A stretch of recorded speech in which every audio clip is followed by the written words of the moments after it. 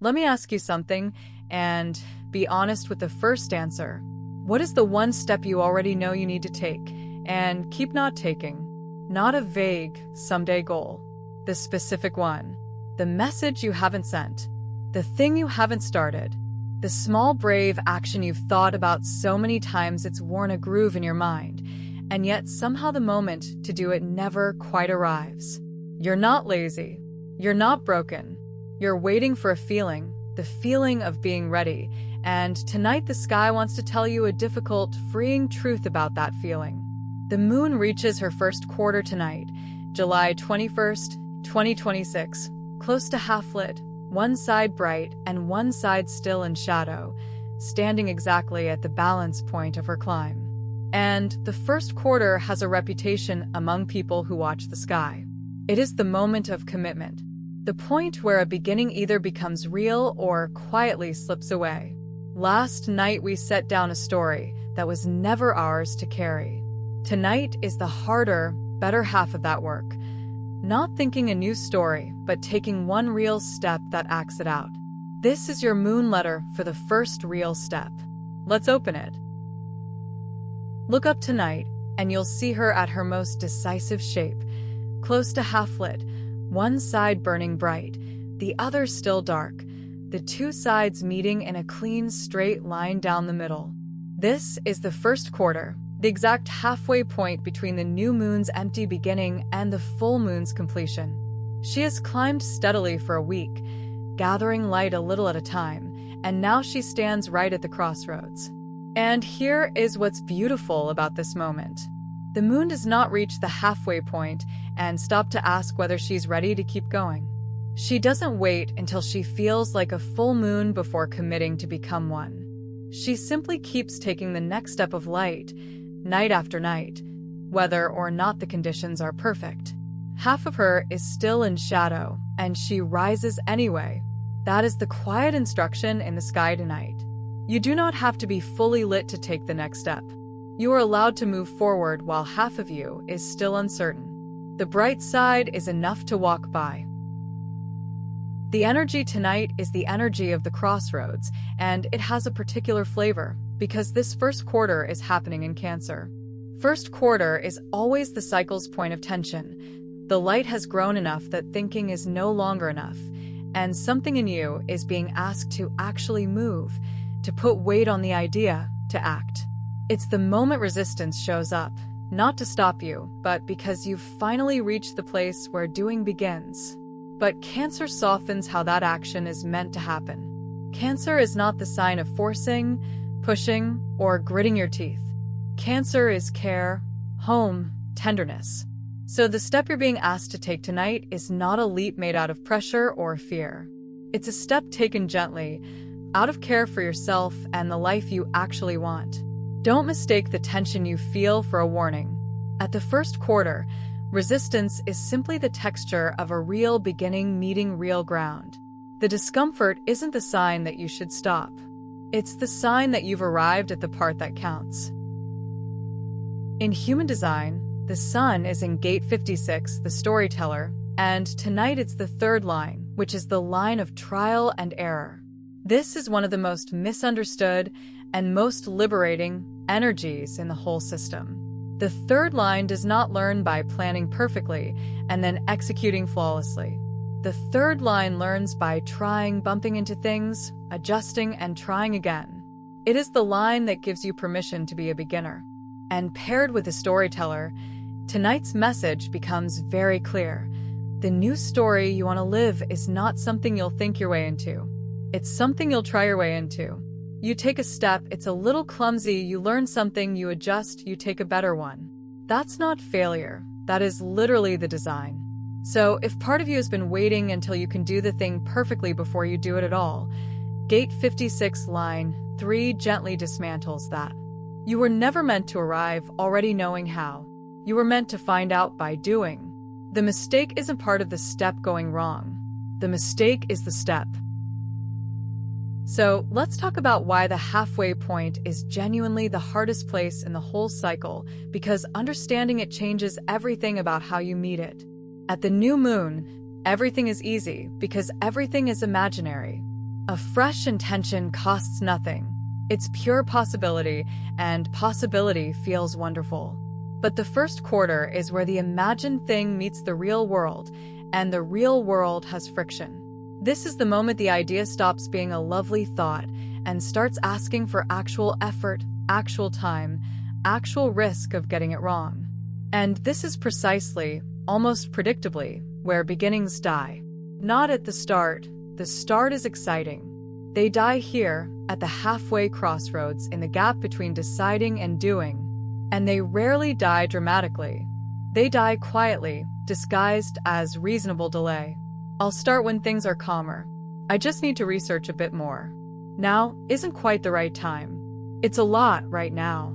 Each of those sounds sensible, and each one is, very often, just resistance wearing the costume of good judgment. Here's the reframe that matters tonight. When you feel that friction, the reluctance, the heaviness, the sudden urge to reorganize your whole life instead of taking the one step, that feeling is not evidence that you've chosen the wrong thing. It's evidence that you've reached the first quarter of it. The resistance and the commitment point are the same place. You cannot get to the doing without passing through the friction. So the friction isn't the wall, it's the door.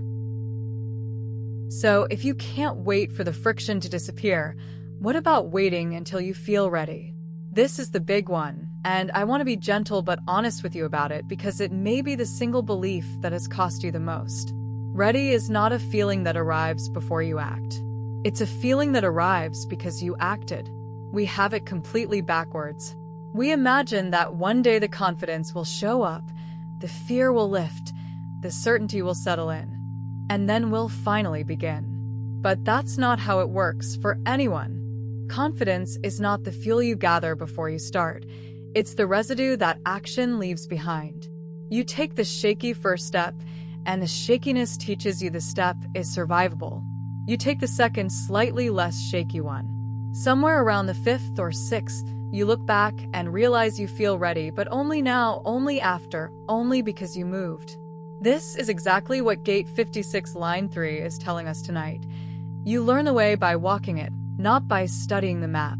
The readiness was always on the other side of the doing, which means the most useful thing you can do with I don't feel ready is to stop treating it as a red light. It's not a red light. It's just the honest weather of standing at the beginning of something real. A clumsy step you actually take will teach you more and build more genuine readiness than a perfect step you keep rehearsing in your head. Done imperfectly always beats planned perfectly because only one of them is actually moving. So how do you actually take one real step tonight in a way that works with this energy instead of against it? 3 moves, and they're deliberately small because at the first quarter, small and real always beats big and imaginary. First, shrink the step until it's almost too small to refuse. Whatever the thing is, you've probably been picturing the whole mountain, the finished project, the hard conversation in full, the entire new habit. No wonder you freeze. So shrink it. Not the goal, the step. Not write the book, but open the document and write 1 sentence. Not have the whole confrontation, but send 1 honest message. Not overhaul your health, but put on your shoes and step outside for 5 minutes. Make it so small that the part of you that resists can't find enough to be afraid of. Second, make it something you can do in the next 24 hours, ideally tonight. First quarter energy is impatient with someday. It wants a step that has a time attached. If it can't happen by tomorrow's moonrise, it's still an idea, not a step. And third, let it be imperfect on purpose. Decide in advance that this first step will be a little clumsy, and that clumsy is not only acceptable but correct. It's Gate 56 Line 3 doing exactly what it's designed to do. You are not trying to do it well tonight. You're only trying to do it at all. Because a real step, however small and shaky, changes something that no amount of thinking ever will. It moves you from the person considering the thing to the person doing the thing. And those are 2 different people living 2 different lives. Here is your ritual for the first real step, and it's designed to end not with a thought, but with an action, because tonight, That's the whole point. When the evening settles, step outside and find her. The first quarter moon, close to half-lit, bright on one side and dark on the other, standing calmly at the crossroads.